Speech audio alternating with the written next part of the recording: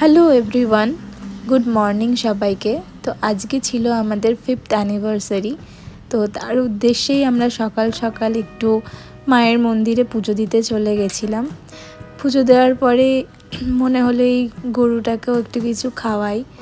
আর এখানেও দেখলাম অনেকে বসে আছেন, তো মিঠির হাত দিয়েই তাদের হাতেও যেটুকু সামর্থ্য সেই অনুযায়ী একটু একটু করে দিলাম সবার হাতেই। সবাই প্রাণ ভরে আশীর্বাদ করলো, খুবই ভালো লাগছিল।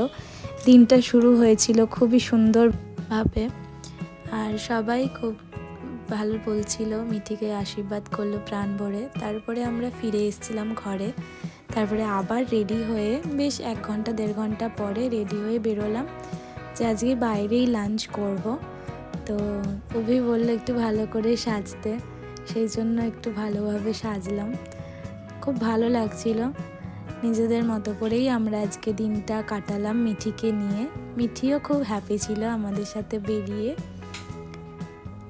তো সামনেই আমাদের একটা এখানে শপিং মল আছে, সেখানেই গেছিলাম। কোনো আগে থেকে প্ল্যান ছিল না যে আজকে সারাটা দিন কি করব, কীভাবে টাইমটা স্পেন্ড করব, কিন্তু যেভাবেই টাইমটা পেরিয়েছে খুবই ভালো লেগেছে আমাদের দুজনেরই, আর তার সাথে অবভিয়াসলি মিঠিরও।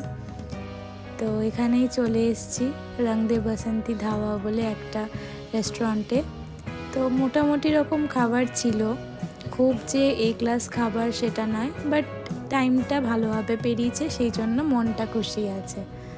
তো আমরা এখানে নর্মাল কিছু খাবার দাবার খেয়েছিলাম, একটু ফটো ভিডিও করেছিলাম, যেগুলো আস্তে আস্তে ক্রমশ প্রকাশ্য দেখবেই, একটু একটু করে সব ছাড়া হবে। তো এখানে মিঠি বলছিল যে চিকেন পকোড়া খাবো, তো ওর জন্য সেই রকমভাবে জিনিস নেওয়া হলো, কিন্তু ঝালের জন্য খালি জলই খেয়ে যাচ্ছিল, খেতে পাচ্ছিল না। আর যেখানে আমি খুবই ঝাল খেতে পারি, তো আমারও খুব এখানে ভালো মতনই ঝাল লাগছিল। দেখো আমার মানে একদম চোখ নাক দিয়ে জল বেরিয়ে যাচ্ছিল, গোলমরিচের খুব ঝাল দিয়ে দিয়েছিল। আর মিঠি এখানে মানে গান চলছে আর নিচে বেড়াচ্ছে, খাওয়া দাওয়া ডকে উঠেছে, ওর নাচতে মন করছে এখন। ও খুব এনজয় করেছে, ভালো লাগছিল সেই জন্য। এই দিনটা অভি আর আমার দুজনেরই খুব স্পেশাল দিন, কারণ আমাদের ভালোবাসার পরিপূর্ণতা এই দিনটাতেই। অনেক স্বপ্ন দেখেছি, অনেক দিন গুনেছি, অনেক আশা জমিয়ে রেখেছিলাম যে আমরা কবে এক হব। তো এই দিনটাতেই আমরা এক হয়েছিলাম, তার আজ 5টি বছর পূর্ণ হলো।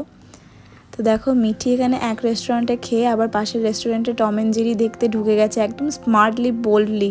মানে আমরা দেখে খালি হাসছি যে ওর কতটা কনফিডেন্স লেভেল হাই, যে ও কিছু মানে আসে যায় না, সবাইকে ইগনোর করে ঢুকে লোকে আবার বসার চেয়ারও দিয়ে দিয়েছে ওখানের লোকেরা। মানে আমরা লিটারেলি হাসছিলাম শুধু ওকে দেখে যে ওর কাণ্ডটা কী।